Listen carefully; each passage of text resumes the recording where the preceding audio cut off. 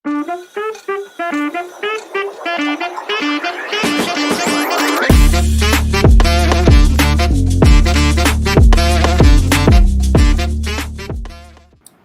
की जो हमारा क्लास रहने वाली है मैथ की पहला, आपको शायद ये भी नहीं पता होगा कि इसमें टॉपिक कितने होते हैं, अर्थमेटिक और एक एडवांस है आपका, ठीक है नहीं।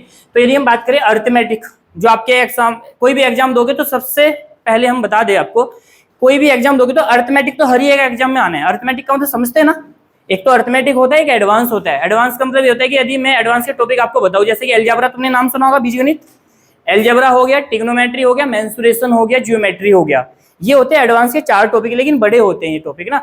बाकी इन टॉपिक को छोड़ के जितने टॉपिक आपके बचेंगे अर्थमेटिक के होंगे, जैसे कि हम यदि हम पर लिख दे, एक बार मैं बता देता हूँ आपको ना टॉपिक हमें क्या क्या पढ़ना अर्थमेटिक में, ध्यान समझिए। सबसे पहले यदि हम बात कर लेते हैं इसमें, तो जैसे कि अर्थमेटिक का एक टॉपिक रहेगा नंबर सिस्टम। नंबर सिस्टम मतलब कि इसको हम बोले तो संख्या पद्धति, आपने नाम सुना होगा, सबसे मोस्ट इंपोर्टेंट टॉपिक होता है, सबसे ज्यादा वेटेज रहता है नंबर सिस्टम का। इसके बाद यदि हम ये जो नंबर सिस्टम है ना, ये है एक कॉम्प्लेक्स टॉपिक, बड़ा टॉपिक है, इसके अंदर भी सब टॉपिक होते हैं जो हम आज स्टार्ट करने वाले हैं। नंबर सिस्टम को अभी सब टॉपिक में नहीं लिख रहा हूँ, केवल टॉपिक के नाम लिख रहा हूँ, मेन नंबर सिस्टम हमें पढ़ना है इसमें। और भाई इसके बाद यदि हम बात करें टाइम एंड वर्क, समय कार्य, यदि आपने पढ़ा होगा, कोई भी एग्जाम देते हो ना, यदि आप सेंट्रल का या कोई भी, मैथ में यही टॉपिक आएगी आपके हर एक एग्जाम में। टाइम एंड वर्क हो गया, इसी के जैसा टॉपिक के नाम लिखते रहो अपनी कॉपी में आप, पाइप एंड सिस्टर्न, नल और टंकी,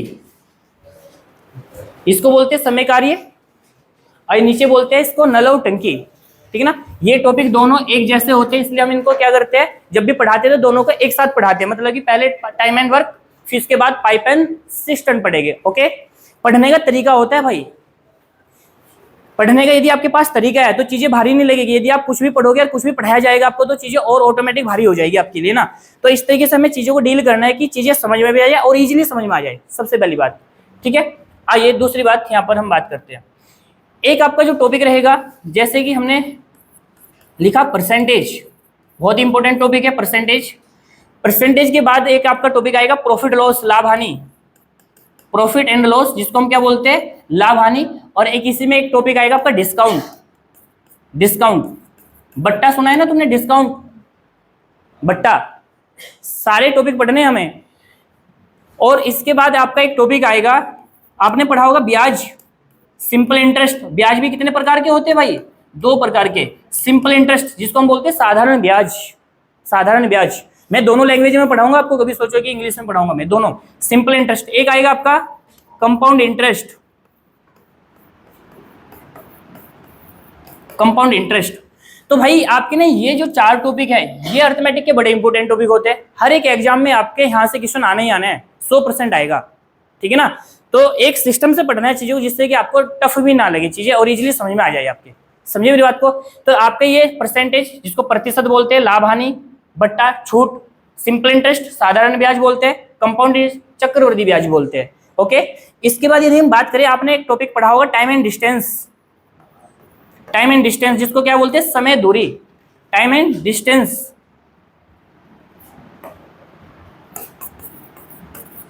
इसी में एक टॉपिक आता है आपका ट्रेन, रेलगाड़ी, time and distance.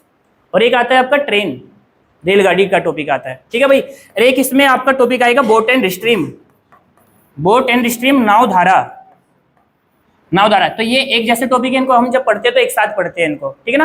Time and distance या ट्रेन या बोट स्ट्रीम, नावधारा बोलते हैं इसको ना। आगे आते हैं, इसके बाद यदि हम बात करें, आपने पढ़ा होगा रेशियो एंड प्रोपोर्शन, नाम सुना होगा, रेशियो एंड प्रोपोर्शन, अनुपात समानुपात, रेशियो एंड प्रोपोर्शन, अनुपात समानुपात। ओके, दूसरा आपका इसमें टाइप आएगा आपका एक नेक्स्ट टॉपिक, इसी से रिलेट करते हैं इसको, मिक्सचर एंड एलिगेशन। जैसे जैसे हमने लिखे टॉपिक के नाम, जब ये पढ़ाए जाते हैं तो एक साथ इसी प्रकार पढ़ाए जाते हैं, ठीक है। और भाई यदि हम बात करें, इसके बाद आपका जो टॉपिक आएगा, एक इसमें छोटा टॉपिक पड़ता है आपका पार्टनरशिप, साझेदारी। और एक आपका टॉपिक आएगा आपका एज, और एक टॉपिक आएगा आपका एलसीएम एंड एचसीएफ, और एक टॉपिक आएगा आपका ए फॉर एवरेज, औसत। ये छोटे छोटे टॉपिक है आपके लास्ट के। तो भाई अर्थमेटिक में आपके ये टॉपिक हमें पढ़ने होते हैं, ठीक है ना। आपको ये पता होना चाहिए कि हमें पढ़ना क्या है। मैथ यदि हम पढ़ रहे हैं तो मैथ में टॉपिक क्या होते हैं, ठीक है ना। और मैथ रीजनिंग एक ऐसा सब्जेक्ट है आपका जहां भी आपके एग्जाम में मैथ रीजनिंग आएगा, या तो क्वेश्चन बनेगा या फिर बनेगा नहीं। और यदि बन जाएगा, यदि तुमने पढ़ रखा है, तो यहाँ नंबर नहीं कटते। जीएस में हो जाता है कि आपने आंसर लगाया और भावनाओं में बह के गलत हो गया, बट यहाँ पर यदि आपने ढंग से चीजें पढ़ रखी है तो यहाँ नंबर कटते नहीं, या तो बनेगा क्वेश्चन या आप देखते ही उसे छेड़ोगे ही नहीं, समझे ना। तो ढंग से यदि आप पढ़ लेते हो तो यहाँ पर आपका वेटेज अच्छा बन जाता है। तो भाई ये आपके अर्थमेटिक के टॉपिक होते हैं, ठीक है ना। अब हम इनको पढ़ना शुरू करेंगे। तो आज का टॉपिक क्या रहने वाला है हमारा, नंबर सिस्टम, जिसको क्या बोलते हैं हम, संख्या पद्धति। और नंबर सिस्टम में हमें क्या क्या टॉपिक पढ़ने हैं, टॉपिक तो बहुत सारे इसके अंदर हमें पढ़ने हैं, और उसके मैं सारे नाम तो नहीं लिख रहा हूँ अभी, बस साथ के साथ तुम्हें बताता रहूंगा कि जो जो हमें पढ़ना है। इसमें बहुत सारे सब टॉपिक पढ़ने हैं। सब टॉपिक का मतलब समझ रहे हैं, इसके अंदर बहुत सारे कंटेंट हमें टाइप वाइज पढ़ना है, ओके। और बड़ा इंपॉर्टेंट होता है किसी भी एग्जाम के लिए। आइए तो ध्यान से समझिए मेरी बात को आप। नंबर सिस्टम की यदि हम बात करें तो आपको नाम से पता चल रहा है, ये क्या बोलते हैं भाई हम इसको, संख्या पद्धति। कंबाइंड टॉपिक होता है, कॉम्प्लेक्स टॉपिक होता है। अब नंबर सिस्टम में हमें इंपॉर्टेंट बात क्या जाननी है, जो सभी के लिए इंपॉर्टेंट है, चाहे आपके एग्जाम में मैथ भी नहीं आ रहा हो ना, तो जनरली आपको ये बात पता होनी चाहिए, क्योंकि आप कंपटीशन की तैयारी कर रहे हो और यहाँ से एक नंबर तो आता ही है। तो ध्यान दो, जो भाई ये सिस्टम है ना, ये किसका सिस्टम है, नंबर का। सिस्टम का मतलब समझे, सिस्टम एक सिस्टम होता है और ये किससे बना है, नंबर से। तो आपको सबसे पहले नंबर की नॉलेज होना जरूरी है। नंबर का मतलब जैसे आपने पढ़ा कि इवन नंबर क्या होता है, ऑड नंबर क्या होता है, कंपोजिट नंबर क्या होता है, भाज्य संख्या क्या होती है, अभाज्य संख्या क्या होती है, सबसे छोटी भाज्य संख्या क्या होती है। तो इन नंबर के बारे में जानना जरूरी है, क्योंकि आगे ये आपका ना अर्थमेटिक में भी परेशान करती है ये चीजें आपको। आइए तो सबसे पहले आप क्या करोगे, नंबर सिस्टम में हेडिंग बनाओगे। नंबर्स को हमें आपको देखें, जैसे हम नंबर्स पढ़ते हैं तो बहुत सारे नंबर होते हैं दुनिया में, उनको डिवाइड करके पढ़ेंगे बिल्कुल। तो आप सबसे पहले बनाओ हेडिंग अपनी, classification of number. Classification of number, classification of number का मतलब जानते क्या लिखा मैंने, ये भाई नंबर का वर्गीकरण, संख्याओं का वर्गीकरण हिंदी में बोलते हैं, Hindi English does not matter, ठीक है ना। तो ये क्लासिफिकेशन ऑफ नंबर पढ़ना है हमें। नंबर को हमें क्या करना है, इसको डिवाइड करके पढ़ना है। आइए जरा ध्यान समझिए। तो क्लासिफिकेशन ऑफ नंबर में यदि हम बात करें तो सबसे पहले आ जाओ, हमने दुनिया में जितने भी नंबर है उनको क्या कर दिया भाई, दो पार्ट में डिवाइड कर दिया। कितने पार्ट में डिवाइड कर दिया, दो पार्ट में डिवाइड कर दिया। कौन कौन से पार्ट में डिवाइड किया, कोई बताएगा मेरे को। सारे नंबर को हमने सबसे पहले इनको क्लासिफाई किया दो पार्ट में। तो दो पार्ट में कैसे, सबसे पहले हमने किया सारे नंबर को दो पार्ट में डिवाइड। कौन कौन से, रियल नंबर, रियल नंबर को बोलते हैं वास्तविक संख्या। क्या बोलते हैं भाई हम इसको, वास्तविक संख्या। और दूसरा होता है आपका इमेजिनरी नंबर, इमेजिनरी नंबर यानी कि नाम से पता चल रहा है काल्पनिक संख्या। क्या बोलते हैं इसको हम, काल्पनिक संख्या, जिनकी हम कल्पना कर सकते हैं, केवल कल्पना कर सकते हैं, मान नहीं निकाल सकते। तो ये पार्ट तो है बहुत बड़ा अपने आप में, ये तो बहुत बड़ी चीज होती है रियल नंबर। लेकिन जो इमेजिनरी नंबर है ये थोड़ा छोटा होता है। तो पहले इसी को जान लेते हैं, काल्पनिक संख्या क्या होती है। कोई बच्चा बताएगा मेरे को काल्पनिक संख्या क्या होती है, व्हाट इज काल्पनिक नंबर। नाम से पता चला कल्पना कर सकते हैं, केवल हम उनका मान नहीं निकाल सकते, कोई दिक्कत नहीं। फॉर एग्जांपल समझते हैं, केवल इसको बस दिमाग में रखना है कि क्योंकि यदि आपको चार संख्या दे के बोल दिया जाए चार ऑप्शन में कि इनमें से कौन सी इमेजिनरी नंबर है, कौन सा इमेजिनरी नंबर है, कौन सा काल्पनिक नंबर है, तो कैसे बताओगे। तो फॉर एग्जाम्पल ध्यान समझिए, इनकी पहचान क्या होती है। जो संख्या आपको रूट में दिख जाए, जो संख्या रूट में दिख जाए, और रूट में भी किसके साथ में, माइनस के साथ में। रूट में वैसे माइनस में वैल्यू होती नहीं, इसलिए तो इनको काल्पनिक बोलते हैं, इनका मान नहीं निकाल सकते आप। तो यदि कोई वैल्यू आपको रूट में माइनस के साथ में दिख जाए, रूट -3, रूट -5, रूट -7, तो फॉर दैट ऐसे ऐसे ETC, जब भी कोई ऐसा एग्जांपल दिख जाए आपको तो इन्हीं को क्या बोलते हैं हम, काल्पनिक संख्या। यदि मैं ऐसा लिख दूं ना भाई √3, तो ये काल्पनिक ही नहीं है, क्योंकि इसमें मैंने क्या नहीं लगाया, माइनस नहीं लगाया। और यदि माइनस लगा दिया रूट के अंदर तो ये काल्पनिक संख्या हो गई, समझे। तो ये काल्पनिक संख्या के एग्जाम्पल होते हैं, आपको ऐसे इसको ध्यान रख लेना है, काल्पनिक संख्या। ये बस पढ़ना है आपको, जानना है केवल। अच्छा, इसका मतलब क्या है, ध्यान समझिए। यदि कहीं आपको सोल्व करने के लिए आ जाए, क्योंकि पता कैसा आएगा आपसे क्वेश्चन, क्वेश्चन आपसे ऐसे बोल देगा, एक छोटा सा क्वेश्चन में मैं बोल देता हूँ आपसे पूछने के लिए कि भाई √-4 की वैल्यू बताओ क्या होती है। √-4 की वैल्यू बताओ क्या होती है। यहां पर 4 ऑप्शन देख रखिएगा आपको, √-4। तो सभी को पता है कि √4 का मान क्या होता है भाई, सभी को पता है ना। 4 क्या है, ये परफेक्ट स्क्वायर नंबर है। तो जब आप इसका स्क्वायर रूट निकालोगे तो कितना आएगा, 2 आएगा। क्या आएगा, 2 आएगा। लेकिन मैंने यहाँ क्या लगा दिया, -4 लगा दिया। और यदि आपको मैं ऑप्शन ऐसे दे दूं -2 +2 +-2, या फिर यहां पर दे दूं मैं आपको क्या, नन ऑफ दिस, इनमें से कोई नहीं, तो फिर आंसर क्या होगा तुम्हारा। नहीं, नन ऑफ दिस का मतलब तो चलो ठीक है, नन ऑफ दिस तुमने आंसर बता दिया, तो वैसे आंसर क्या जा रहा तुम्हारा, जो तुम्हारा इसमें मैच नहीं हो रहा। नन ऑफ दिस का मतलब है कि इनमें से कोई नहीं, तो फिर क्या है, आप इसका आंसर बताओ क्या है। नहीं, अनडिफाइंड, इसको डिफाइन नहीं कर सकते हम। अच्छा देखो, इस वाले और इस वाले क्वेश्चन में दोनों में अंतर है। यहाँ √4 है, वहां √-4 है। तो ये आपको समझना है कि कभी कभी यदि कहीं पर आपको इस चीज को सोल्व करना पड़ जाए तो इसे सोल्व कैसे करोगे, बात को ध्यान समझना है। आइए भाई, ये जो ना, जब भी ये रूट वाले क्वेश्चन आएंगे, रूट में आपके माइनस की वैल्यू होगी, तो उन्हें पता है कैसे सिंपलीफाई करते हैं, ध्यान समझना मेरी बात को। क्या आप इस बात को ऐसे लिख सकते हैं, √3, जैसे ये वाला मैंने एग्जांपल उठा लिया, इसको दूसरे तरीके से कैसे लिखोगे आप, √3 इंटू √-1। क्या इस बात को हम ऐसे लिख सकते हैं। मैंने क्या कर लिया, इसका जो माइनस है ना, इसे -1 को अलग ले लिया, क्योंकि अब यदि आप इनकी मल्टीप्लाई करोगे दोनों की, तो ये √-3 बन जाएगा आपका। तो हमने क्या कर दिया, पॉजिटिव वैल्यू अलग कर ली इसकी, निगेटिव वैल्यू इसकी अलग कर ली। तो जो आपको ये √-1 दिख रहा है ना, यही तो है इसमें, यही टेंशन की चीज है इसमें। तो जो √-1 है, तो इसे पता क्या बोलते हैं हम, तो जो √-1 है इसका मान नहीं निकलता, √-1 की मान नहीं निकाल पाते। देखो, यदि आपको दे दिया जाए √1, तो √1 का मान तो 1 ही होता है। रूट के अंदर यदि 1 है तो इसका मान क्या होता है, 1 होता है। लेकिन यदि रूट के अंदर -1 दे दिया जाए तो इसका मान ना तो -1 होता है, ना ही +1 होता है, इसका मान निकलता ही नहीं है। इसलिए आपका क्या बन जाता है, इमेजिनरी काल्पनिक संख्या इसकी वजह से बनती है। तो जो √-1 है ना भाई, तो इसी को हम पता है किससे इंडिकेट करते हैं, इसको हम करते हैं मैथ में आई से इंडिकेट। आई का मतलब क्या होता है, आयोटा। आई का मतलब क्या होता है, आयोटा इसका मतलब होता है। तो हम क्या करते हैं, इसको √-1 को आई से इंडिकेट करते हैं। इसका मतलब क्या हुआ, यदि मुझे कोई ये वाला क्वेश्चन सोल्व करना पड़ जाए, तो आप इसे पता है कैसे सोल्व करोगे भाई। इसका मतलब ये हुआ कि आप इसे कैसे लिखोगे, इसका पॉजिटिव तो करोगे अलग, √4, और इसका निगेटिव क्या करोगे, इसका √-1 करोगे अलग। अब आपको ये बात पता है कि इसका मान कितना होता है, 2, और इसका मान क्या होता है, i। तो इसका जो आंसर आएगा ना, वो क्या आएगा आपका, 2i आएगा। और 2i आपको कहीं भी ऑप्शन में नहीं दिख रहा है, तो इसलिए इसका आंसर क्या बताओगे आप, नन ऑफ दिस। यदि कहीं आपका 2i होता तो आंसर ये 2i लगा के आगे बढ़ते आप। ये इस तरीके से आपको सोल्व करने पड़ते हैं यदि संख्या ऐसी कहीं दिख जाए आपकी। तो 2 बात इंपॉर्टेंट है, एक तो एग्जाम्पल ध्यान रखने हैं इनके, देखने में कैसी होती है संख्या। दूसरी बात, यदि आपको सिंप्लीफाई करना पड़ जाए तो इनको सिंप्लीफाई कैसे करते हैं, ये एग्जाम्पल इसी प्रकार लिखोगे आप।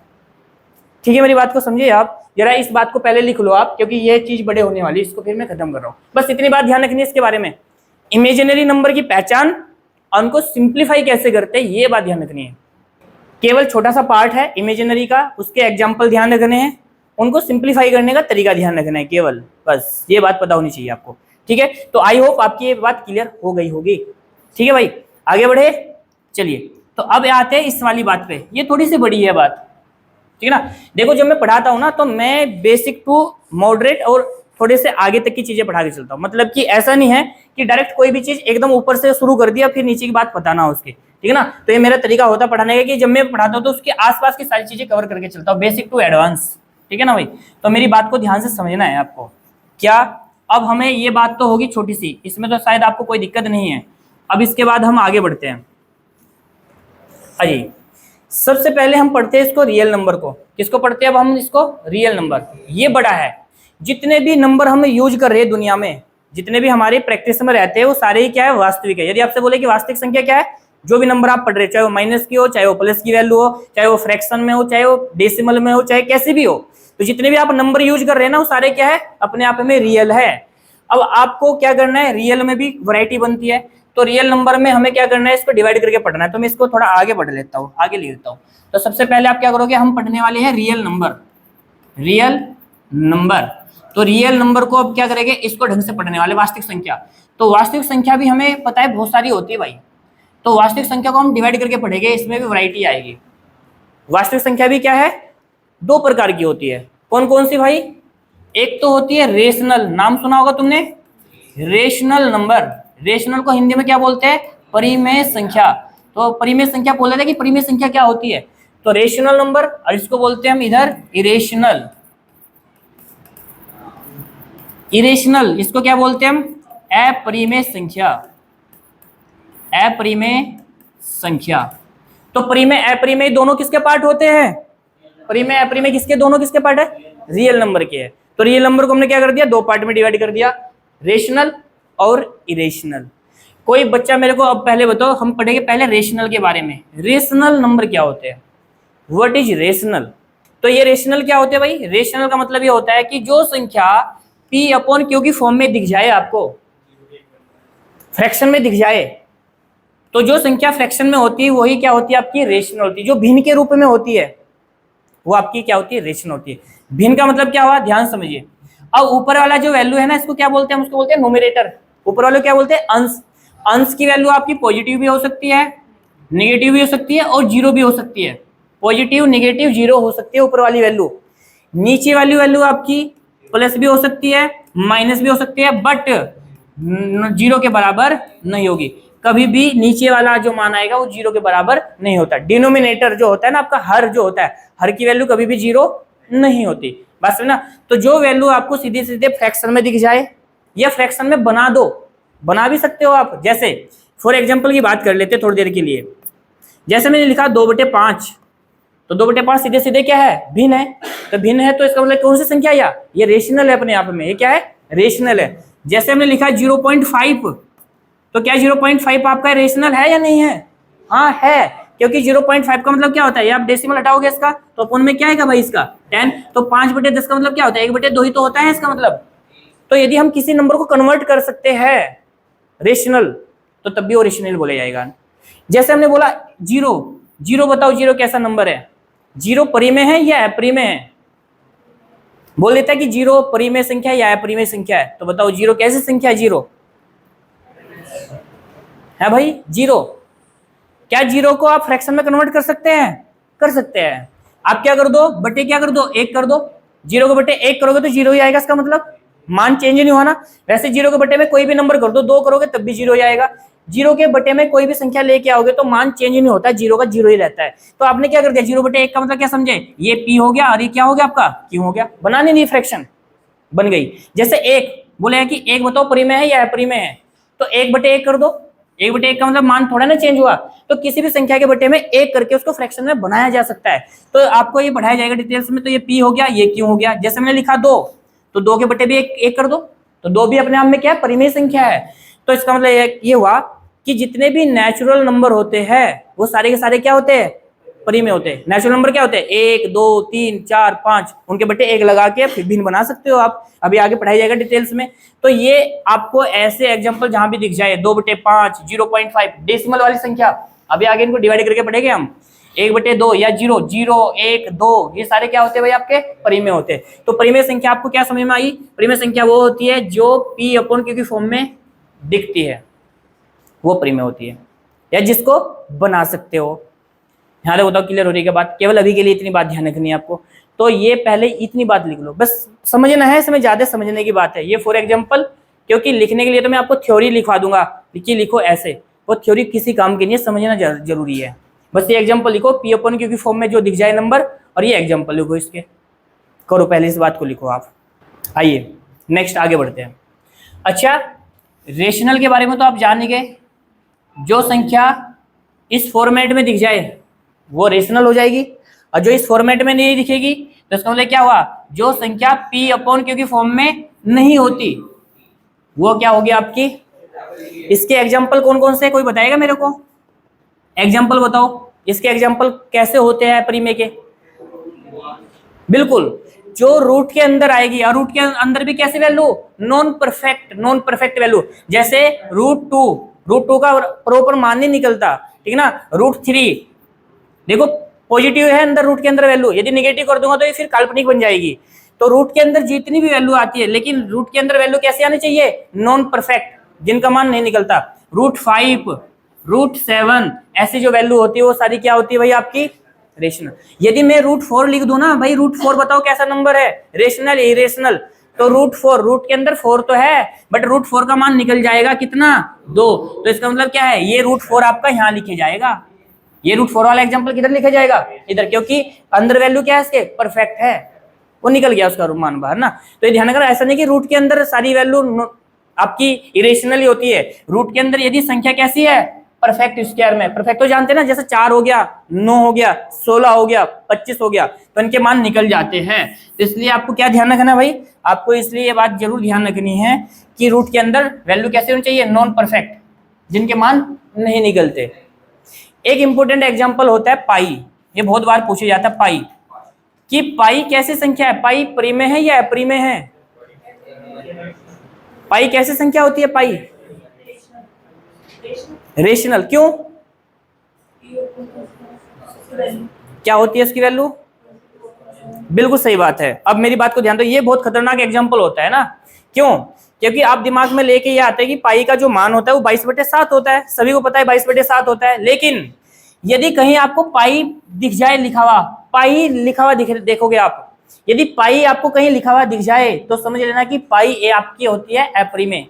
लेकिन पाई का मान जो 22/7 यदि कहीं आपको दिखता है, तो पाई का मान जो 22/7 है वो डायरेक्ट आपको सीधी सीधी फ्रैक्शन दिख रही है, तो पाई का जो मान होता है वो होता है आपका क्या, वो होता है आपका, ध्यान रखना है, पाई की जो वैल्यू होती है 22/7 वो होती है रेशनल, और जो पाई जो आपको दिख रहा है ना, पाई डायरेक्ट पाई दिख रहे हो आप, ये होता है आपका इरेशनल। भाई ध्यान रखना, ये बहुत खतरनाक एग्जांपल होता है, क्योंकि सबके दिमाग में क्या आता है कि पाई का मान 22/7 होता है, इसलिए उसको क्या रखोगे आप, परिमेय में जाके रखोगे, ठीक है ना। तो ध्यान रखना है, पाई ऐसा लिखा हुआ देखोगे तो क्या होगा, ये आपका अपरिमेय होगा, पाई अपरिमेय संख्या होगी। लेकिन पाई का मान 22/7 लिखा हुआ तो आपका क्या जाएगा, परिमेय जाएगा।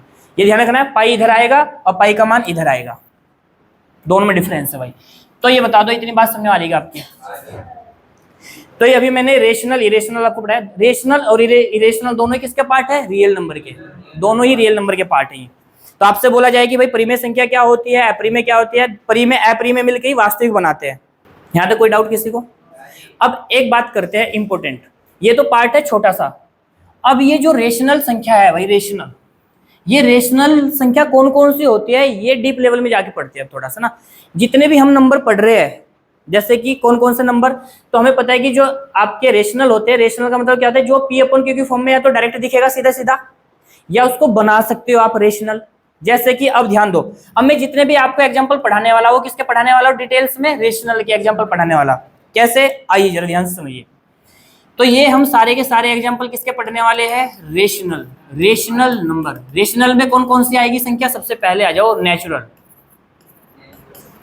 Natural number. नेचुरल को हिंदी में क्या बोलते हैं भाई, प्राकृतिक संख्या बोलते हैं। जब हम बोलते हैं कि सबसे बड़ी प्राकृतिक संख्या, तो कोई बताता है 9, कोई बताता है 999 वाली, कोई बताता है जिसमें 3 9, 999 सबसे बड़ी प्राकृतिक संख्या। भाई बड़ी प्राकृतिक संख्या मतलब क्या होता है, आप जितने भी प्रकृति में नंबर बना सकते हो, बड़ा सा बड़ा, 1 करोड़ 2 करोड़, कितने भी अरबों खरबों में बना दो, इस संख्या कोई लिमिट थोड़ा ही ना है उसकी।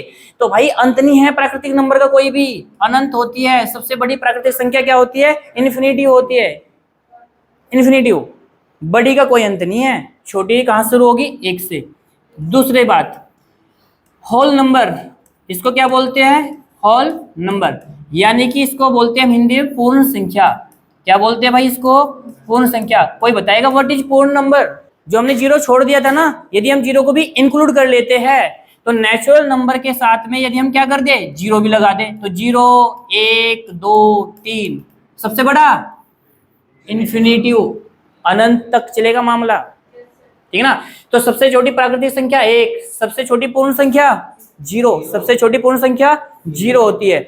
अब मैं आपसे एक चीज पूछना चाह रहा हूं, स्टेटमेंट बोलूंगा, आप ट्रू फॉल्स बताना है कि क्या मैंने सही बोला ये बात।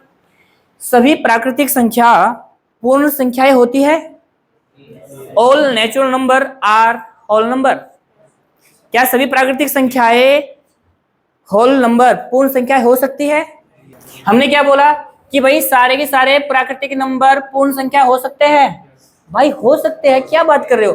आपको पता है कि जितने ये यहाँ के जो एग्जाम्पल है वो सारे के सारे तुम्हें नीचे नहीं दिख रहे, ऊपर वाले एग्जाम्पल नीचे भी तो दिख रहे हैं ना। तो इसका मतलब कि सारी सारी प्राकृतिक संख्या पूर्ण संख्या हो सकती है। बट यदि इसी बात को मैं ऐसे बोल दूं कि भाई सारी की सारी पूर्ण संख्याएं नेचुरल होती है, ये गलत हो जाएगी। क्यों? क्योंकि यहाँ पर जीरो आता है, वहां पर जीरो नहीं आता। समझे ना? स्टेटमेंट में यदि आपको ट्रू फॉल्स बताना पड़ जाए, तो यदि आप इस बात को समझ पा रहे हो तो गलती नहीं करोगे आप। आपके सामने सब कुछ लिखा हुआ है। आ जाओ तीसरी बात पे आते हैं, इवन नंबर। इवन सम संख्या बताओ क्या होती है? सम संख्या, बिल्कुल सही बात है, जो दो के मल्टीपल होती है, 2 4 6 8, ठीक है ना भाई। सबसे बड़ी बताओ। हाँ, बड़ी का अंत नहीं है भाई, बड़ी का अंत नहीं है, अनंत तक चलेगा मामला। आ जाओ ओड नंबर बताओ। ओड नंबर क्या होते हैं? ओड को क्या बोलते हैं हम? विषम संख्या। विषम संख्या क्या होती है? जो दो के मल्टीपल नहीं होती, यानी कि एक। कहां से सबसे छोटी विषम संख्या? एक बताओगे? एक के बाद 3 5 7 और इन्फिनिटिव। बहुत बेसिक बात है बट इंपॉर्टेंट है, ये बात ध्यान रखना है। ये जितने हम नंबर पढ़ रहे हैं ना, सारे किसके एग्जांपल है? ये रेशनल के, क्योंकि इनके बटे आप एक लगा के फ्रैक्शन बना सकते हो इनको ना, ये बात ध्यान रखनी है। आइए नंबर 5 पे आते हैं। नेचुरल मैंने आपको बता दिया, होल नंबर हमने बता दिया, इवन नंबर हमने बता दिया, ओड नंबर हमने बता दिया। अब आते हैं इंपॉर्टेंट बात पे, यहां से दिमाग चलाना शुरू होएगा। यहां आते हैं प्राइम नंबर पे। प्राइम को हिंदी में क्या बोलते हैं भाई हम? अभाज्य संख्या। तो भाई अभाज्य संख्या क्या होती है? ये देखो, इसमें ना जैसे तुम बोलते हो ना ये बात कि जो संख्या अपने आप से कटती है और जो संख्या एक से कटती है वो प्राइम होता है। भाई कोई भी नंबर ऐसा नहीं है दुनिया में जो अपने आप से नहीं कटता, और कोई भी नंबर ऐसा नहीं है दुनिया में जो एक से नहीं कटता।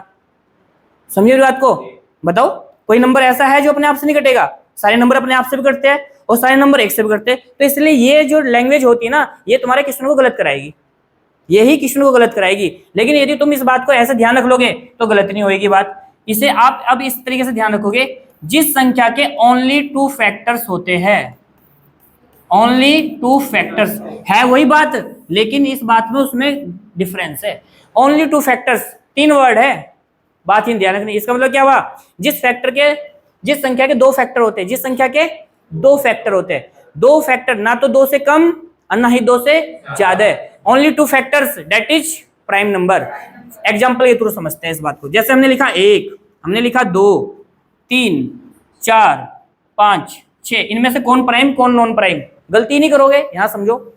1 को कौन काटेगा? केवल 1 ही डिवाइड कर सकता है। 2 को कौन डिवाइड करेगा? 2 को 1 भी डिवाइड करेगा और 2 को 2 भी डिवाइड करेगा। 3 को बताओ, 3 को 1 भी डिवाइड करेगा, 3 भी डिवाइड करेगा। 4 को बताओ, 1 भी डिवाइड करेगा, 2 भी डिवाइड और 4 भी डिवाइड करेगा। 5 को बताओ, 1 और 5, और 6 को बताओ, 1 2 3। समझे मेरी बात को? अब इनमें से हमने जैसे इनके फैक्टर देख लिए, फैक्टर। अब इनमें कौन प्राइम कौन नॉन प्राइम अभी आप ही खुद ही बताओगे। 1 के कितने फैक्टर आए भाई? 1, तो इसलिए हमने बोला कि जिसके 2 फैक्टर हो गए वही। 2 के कितने फैक्टर आए? 1 और 2। जब इसके 2 फैक्टर आए तो प्राइम नंबर 2 से शुरू होता है। सबसे छोटी अभाज्य संख्या क्या होती है आपकी? 2 होती है। ना तो 1 बताओगे ना 3 बताओगे, सबसे छोटी अभाज्य संख्या 2, और सबसे छोटा इवन नंबर भी 2 ही होता है। ठीक है ना, इस बात को ध्यान रखना है। तो ये आपका 2 के बाद ये भी चलेगा क्या? 4 चलेगा? नहीं चलेगा। 5 चलेगा? चलेगा। 6 चलेगा? नहीं चलेगा। तो इसका मतलब क्या हुआ? प्राइम नंबर कहां से शुरू होते हैं? 2 से। तो ध्यान रखो, 2 के बाद 3 के बाद 5 7, 9 नहीं आएगा, क्योंकि 9 के फैक्टर क्या है? 1 भी होता है, 3 भी होता है, 9 भी होता है, 2 से ज्यादा फैक्टर आएंगे। तो 7 के बाद क्या आएगा आपका? 11 13। तो ऐसे तो बहुत सारी संख्या चलती रहेगी, अनंत तक ही जाएगा मामला इसका भी, बट ज्यादा हमें मतलब नहीं होता। तो इसमें इंपॉर्टेंट क्वेश्चन क्या होता है प्राइम नंबर की? एक तो ये डेफिनेशन आपको ध्यान रखनी है, ओनली 2 फैक्टर्स। दूसरी बात, सबसे छोटा, स्मॉलेस्ट प्राइम नंबर। दूसरी बात इंपॉर्टेंट अब मैं बताने वाला हूं, जो अभी तुम्हारे पेपर में पूछा हुआ, भी पहले भी यहाँ उत्तराखंड सी सेट यू उसका लोअर पीसीएस और अपर पीसीएस के क्वेश्चन में क्वेश्चन में आया था। ये क्या क्वेश्चन आया था, ध्यान से समझना है। एक क्वेश्चन ये पूछा जाता है, इससे डायरेक्ट याद रखना है ये बात आपको, कि 1 से लेकर 100 तक, 1 से लेकर 100 तक कितने प्राइम नंबर होते हैं? 1 से लेकर 100 तक प्राइम नंबर कितने होते हैं? देखो जैसे हमने काउंट किया ना, 2 3 1 2 3 4, ऐसे ही आप काउंट करोगे बेसिक से, लिख के हम बता भी देंगे ऐसे सारे के सारे, कोई दिक्कत नहीं है। बट ये बात आपको डायरेक्ट ध्यान रखनी है, और ये 100 तक ही ध्यान रखने होते हैं, क्योंकि हिंदी की पूछेगा, आगे पूछेगा भी नहीं। 1 से लेकर 100 तक होते हैं 25, बिल्कुल भाई सही बात है तेरी। 1 से लेकर 100 तक कितने प्राइम नंबर होते हैं? 25। 1 से लेकर 50 तक कितने होते हैं? बिल्कुल सही बात, 1 से लेकर 50 तक 15 होते हैं। तो इसका मतलब आगे यदि आपसे बोला जाए कि 51 से लेकर 100 तक बताओ कितने हैं, तो कितने बच गए? 10 बच गए। ये डाटा आपको डायरेक्ट ध्यान रखना है प्राइम नंबर से रिलेटेड। तो प्राइम नंबर के बारे में जो हमने बात बताई आपको, ये सारी बात समझ में आई आपको? लिखिए जरा इसको। पता है जुड़वा अभाज्य संख्या क्या होती है? जुड़वा अभाज्य संख्या पता है क्या होती है? बात को ध्यान से समझना है। जैसे ट्विन बेबी होते हैं ना, जुड़वा बच्चे, ऐसे ही ये बात ध्यान रखनी है कि यहाँ पर जुड़वा अभाज्य संख्या की बात कर रहा है, मतलब कि प्राइम तो हो गए, लेकिन कैसे हो गए प्राइम? डबल नंबर में आएंगे। दोनों संख्या कैसे होनी चाहिए? जब भी जुड़वा की बात होगी तो पेयर में बात होगी, पेयर में, मतलब कि दो संख्या की बात एक साथ होनी है। लेकिन कंडीशन क्या होगी, ध्यान दो इस बात को, चाहे तो लिख लेना है या दिमाग में बैठा लेना है अपने। क्या? फॉर एग्जांपल के थ्रू समझाता हूं। ऐसे दो प्राइम नंबर की बात करें, ऐसे दो प्राइम नंबर जिनके बीच में दोनों प्राइम होने चाहिए, क्योंकि हम क्या पढ़ रहे हैं यहाँ पर? हम पढ़ रहे हैं प्राइम नंबर के, और कैसे प्राइम? ट्विन प्राइम की बात करें तो ऐसे दो प्राइम नंबर जिनके बीच में 2 का डिफरेंस हो, 2 के पेयर में लेके चलना, लेकिन 2 के पेयर में भी कौन सा, कितना डिफरेंस आना चाहिए? 2 का। जैसे सबसे पहले हमने लिखा 2 और 3, ये एक पेयर पूरा एक में काउंट होता है, एक में। देखो 2 भी प्राइम है, 3 भी प्राइम है, बट 2 3 पे डिफरेंस कितने का है? 1 का, तो इसलिए ये आपका पेयर काउंट नहीं होता। कहां से शुरू करोगे? इसके बाद आओ 3 के बाद क्या लोगे? 5। देखो 3 भी प्राइम है, 5 भी प्राइम है, और डिफरेंस कितने का है? 2 का। इसका मतलब कि ये सबसे छोटा ट्विन प्राइम नंबर होता है 3 और 5 का। एक ही साथ बताओगे 3 5 को, एक में काउंट करोगे आप। तो ऐसे दो प्राइम नंबर जिनके बीच में कितने का डिफरेंस? 2 का, दोनों प्राइम होने चाहिए। आइए इसके बाद मेरे को आराम आराम से बताते रहो। बिल्कुल सही बात है, 5 और 7 दोनों ही प्राइम आने चाहिए, 2 का डिफरेंस आना चाहिए, 5 7 लोगे। इसके बाद बताओ 7 और 9 नहीं लोगे, क्योंकि 9 प्राइम नहीं होता, इसलिए कहां जाओगे आप? 11 और 13 पे जाओगे। आ जाओ। बिल्कुल सही बात है, बोलते रहो ऐसे, मेरे को सारे पता है, बट तुमसे अभी याद भी हो जाएगी। 17 और 19, बिल्कुल सही बात है। 29 और 31, 2 का डिफरेंस दिमाग में रखना है, और दोनों प्राइम ध्यान रखना है, बस ये कंडीशन इसकी आपको ध्यान रखनी। एक और बताओ। बिल्कुल सही बात है, 41 43, दोनों प्राइम भी है और 2 का डिफरेंस भी है। समझे मेरी बात को? आगे आ जाओ। 6 के बाद 7, बिल्कुल सही बात है भाई, बच्चे होशियार बैठे हैं यहाँ पर कुछ तो भाई साहब। 59 61, और बताइए जरा, एक और रह गया, बस एक और रह गया, एक पेयर रह गया 100 तक की यदि हम बात करें। बिल्कुल सही बात है, क्या आएगा भाई? 71 और 73, बस बस बस। अब इस पे क्वेश्चन क्या से पूछे जाएंगे आपसे? सारी संख्या हमने लिख दी है, और ये पूरा एक में काउंट होता है, इसको पूरे को हम दूसरा बोलेंगे 2। अब ध्यान दो, क्वेश्चन पता कैसे आएंगे? आपसे बोला है कि भाई 1 से लेकर 50 तक ट्विन प्राइम नंबर बताओ कितने होते हैं। 1 से लेकर 50 तक जुड़वा अभाज्य संख्या बताओ कितनी होती है। तो 1 से लेकर 50 तक आपको बताइए, यहाँ 43 गया लास्ट, और 43 के बाद यहाँ कहां से स्टार्ट हो गया? 59 से शुरू हो गया। इसका मतलब क्या समझे? 1 से लेकर 50 तक, 1 से लेकर 50 तक कितने बनी संख्या भाई इनकी? 6, इनकी संख्या बनेगी 6। 1 से लेकर 50 तक 6 आएंगे। समझ आ रही बात? आगे यदि आपसे बात करें कि भाई 51 से 100 तक, तो 51 से 100 तक का मतलब क्या समझे? ये 2 पेयर है केवल, ये 2 है, ठीक है नहीं? तो आंसर क्या बताओगे? यहाँ 2। और यदि आपसे बोला जाए कि 1 से लेकर 100 तक, बिल्कुल सही बात है, ये संख्या पूछी हुई थी, 1 से लेकर 100 तक जुड़वा अभाज्य संख्या बताओ कितनी होती है। तो हमने निकाल के बता दिया आपको, और ये डाटा आपको डायरेक्ट ध्यान रखना है, इसको नोट करो भाई। 2-3 पॉइंट और ध्यान रख लो, फिर इसके बाद ना कल इसमें नई चीज पढ़ाई जाएगी आपको, वरना रह जाएगा वो 2-3 पॉइंट। नंबर सिस्टम फिर के जो बेसिक चीज है, इसके बेसिक पॉइंट वो खत्म हो जाएंगे। तो जुड़वा अभाज्य संख्या हमने आपको बता दी। नेक्स्ट आगे आओ, नंबर 7। आपने पढ़ा होगा को प्राइम नंबर। को प्राइम को क्या बोलते हैं भाई हम? सह अभाज्य संख्या। अच्छा, आपने शायद ये नहीं पढ़ा होगा, इसको भी पढ़ा देता हूं। रिलेटिवली प्राइम नंबर, इसको हिंदी में क्या बोलते हैं भाई? इसको बोलते हैं अपेक्षिक अभाज्य संख्या। देखो ध्यान से, प्राइम प्राइम प्राइम की भी मैंने 4 कैटेगरी पढ़ाई आपको। केवल प्राइम नहीं होता, प्राइम में भी आपके 4, प्राइम, ट्विन प्राइम, को प्राइम, रिलेटिव प्राइम। ठीक है ना? अब पूरा डिटेल्स में आपको ये चीजें क्लियर हो जाएगी और इसमें डिफरेंस भी समझ में आएगा क्या होता है। तो भाई को प्राइम नंबर क्या होते हैं और ये रिलेटिव प्राइम नंबर क्या होते हैं, कोई बताएगा मेरे को? क्या खास बात है इनकी? ऐसे दो नंबर जिनका एचसीएफ क्या हो? एक। एचसीएफ का मतलब क्या था? हाईएस्ट कॉमन फैक्टर, जिसको आप क्या बोलते हैं हिंदी में? मैसएप है, महत्तम लघुत्तम। महत्तम मतलब मैसएप है, महत्तम समावर्ते। तो ये एचसीएफ क्या आएगा यहाँ पर? हाईएस्ट कॉमन फैक्टर क्या रहेगा? एक। इसका मतलब है कि ऐसी दो संख्याएं, पेयर में बात चलेगी यहाँ भी, ऐसी दो संख्याएं जिनको केवल एक डिवाइड करेगा, किसी अलग नंबर से डिवाइड नहीं होनी चाहिए। सेम बात वो यहाँ भी है कि ऐसे दो नंबर जिनका एचसीएफ कितना हो? एक। ऐसे दो नंबर जिनका एचसीएफ क्या हो? एक।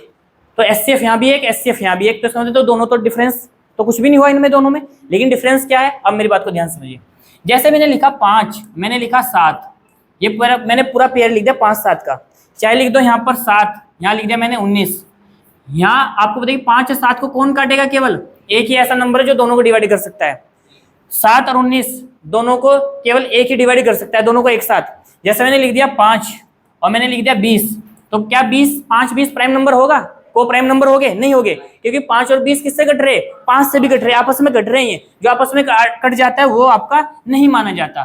तो पहली बात तो आपको बात पता चली, 5 7 भी चलेगा, 7 19 भी चलेगा। ओके।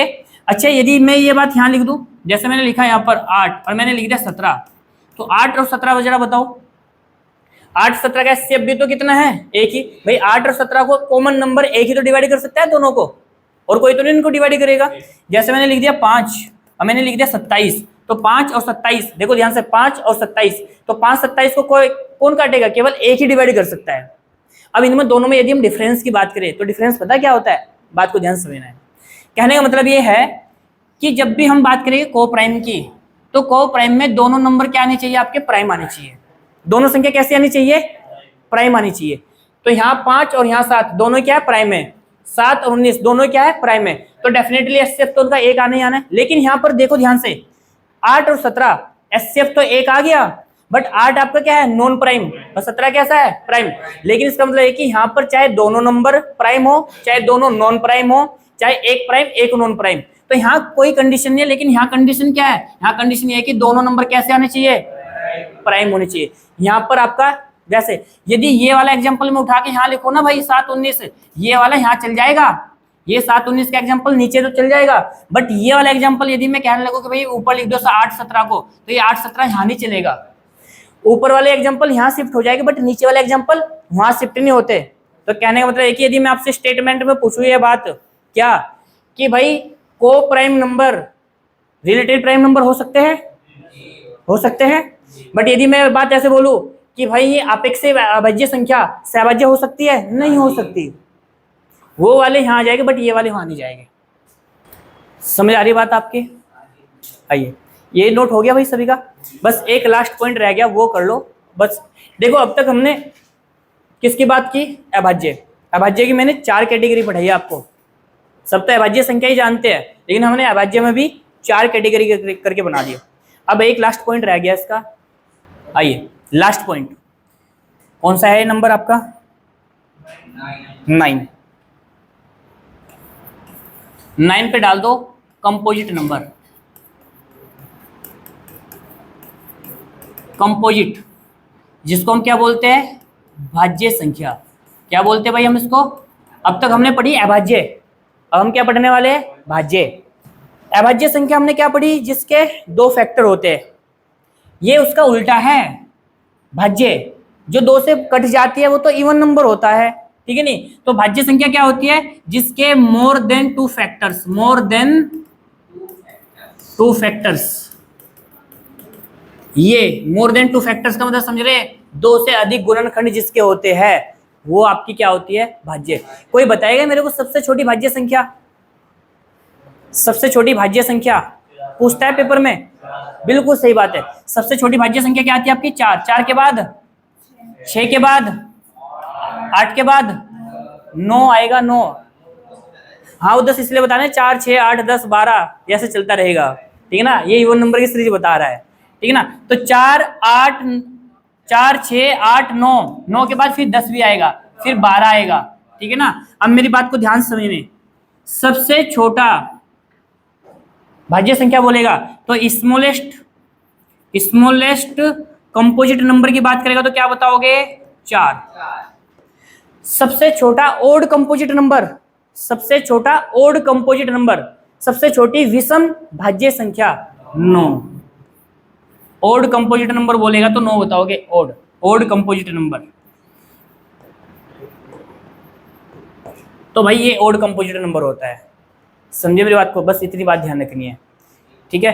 तो ये थे कुछ नंबर सिस्टम की बेसिक बातें जो एक बैकग्राउंड बनाना जरूरी है और इसके बिना काम नहीं चलता। यहाँ से 1 या 2 क्वेश्चन चीजें आपसे पूछ लेता है, समझ आई आपकी बात, ठीक है ना। तो आई होप आपके ये चीजें समझ में आई होगी। कल से हम नंबर सिस्टम की एक अलग टॉपिक को लेके चलेंगे इसके अंदर, ठीक है ना, बट ये आज की क्लास इंपॉर्टेंट थी आपके लिए, ठीक है।